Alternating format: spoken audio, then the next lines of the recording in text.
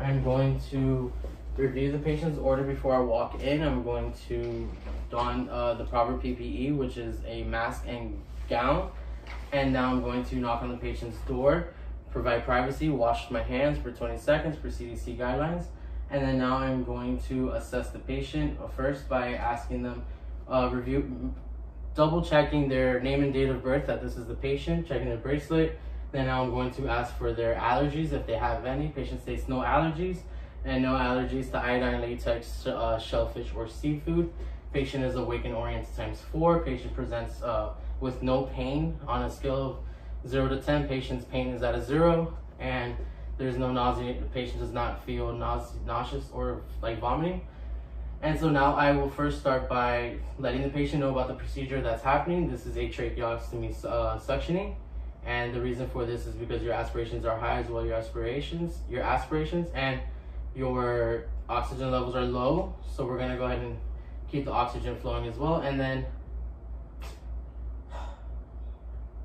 that happened. So now I'm going to auscultate your lung sounds, and by doing so, I will have the patient in a high phallus position, and then I will auscultate the back of the lungs with the 8 quadrants. Okay, and avoiding bony promises to get an accurate reading. Okay, and so now I'm going to auscultate the anterior side of the lungs with the 6 sides, 6 quadrants.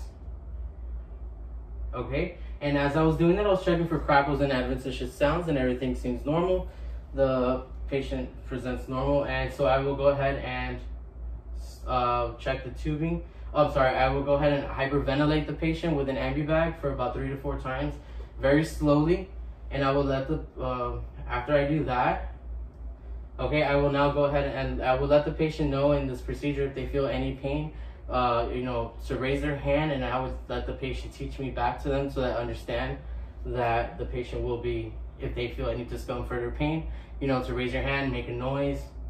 And so then now I will check the tubing behind the patient, checking for placement, and everything is okay, and as well as checking the oxygen levels as well, and it's within 80 to 120 millimeter mercury, and that's fine. So now I will go ahead and roll a towel, and place that over the patient's chest, and then I will hyperextend the patient's neck as well. Okay, and so now I'm moving down to my sterile field and my sterile station. I will go ahead and flip with the 1-inch margin, flip it away from me, the basin tray, and then I will go ahead and remove the gloves, move them to a non-sterile area, wash my hands, and don sterile gloves.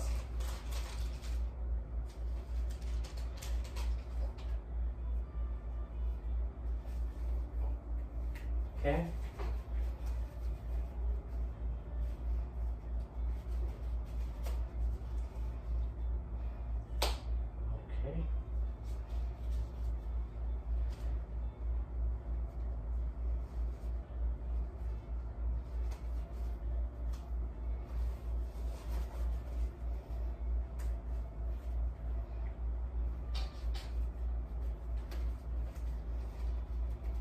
What is going on? There we go. Okay.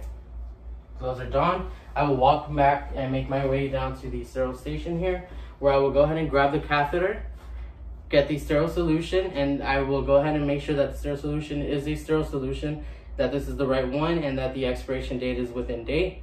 I will go ahead and then pour it into the basin, put that back, then recap it, and then, so now I will go ahead and, with the catheter, I will test it into the connection port with the saline.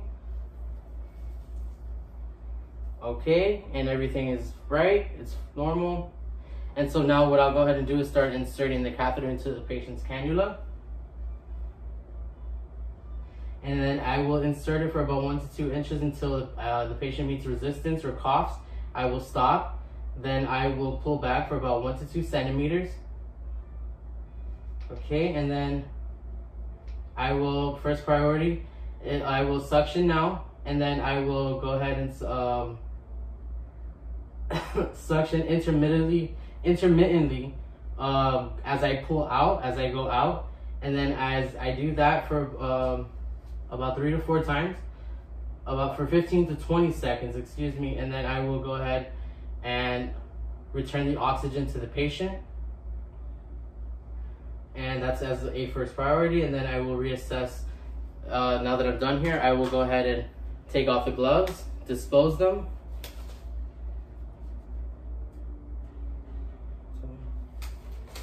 Dispose the gloves. I will then wash my hands, don regular gloves, and then I'll go ahead and reassess the patient one more time in their lungs for placement. Everything is normal, and assess their back lungs as well in the 8 quadrants. Okay, and then I will educate the patient, and if they feel any discomfort or pain, to let me know, ring the call light, and that's it.